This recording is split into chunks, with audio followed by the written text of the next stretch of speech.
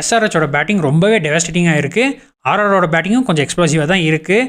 இருந்தாலும் எஸ்ஆர்ஹெச் ரொம்பவே டிஸ்ட்ரக்டிவாக இருக்காங்க. அவங்களோட அந்த டாப் 3 பேட்ஸ்மேனுக்கு ஸ்டார்ட் கிடச்சிது அப்படின்னா ஈஸியாக ஃபஸ்ட் 10 ஓவர்ஸில் 150 ரன்ஸ் கிராஸ் பண்ணிவிடுவாங்க. அதுக்கப்புறம் பொறுமையானா கூட 20 ஓவர்ஸ்க்கு 230 to 250 ரன்ஸ் ஈஸியாக வந்துடும். பட் ஆர்ஆரோட பேட்ஸ்மேனால் அதை பண்ண முடியும்னு கேட்டால் டெஃபினட்டாக அவங்களால அதை பண்ண முடியாது. ஸோ பேட்டிங் வைஸ் எஸ்ஆர்ஹெச்க்கு இங்கே நிறைய அட்வான்டேஜஸ் இருக்குது. அண்ட் அதே மாதிரி ஃபாஸ்ட் பவுலர்ஸை பார்த்தோம் அப்படின்னாலுமே எஸ்ஆர்ஹெச் கிட்ட நல்ல well experience and balanced fast bowling unit இருக்குது. எல்லாருமே death overs, power play, middle ஓவர்ஸ்னு எல்லா ஃபேஸஸ்லையுமே போடக்கூடிய நல்ல எக்ஸ்பீரியன்ஸ்ட் பவுலர்ஸ். அண்ட் அதே மாதிரி ஆர்ஆரில் பார்த்தோம் அப்படின்னா ஆர்ச்சரோட ஃபார்ம் ரொம்பவே க்ரூஷியலாக இருக்க போதுன்னு சொல்லியிருந்தேன். ஆர்ஆரோட பெஸ்ட் ஃபார்மில் இல்லை.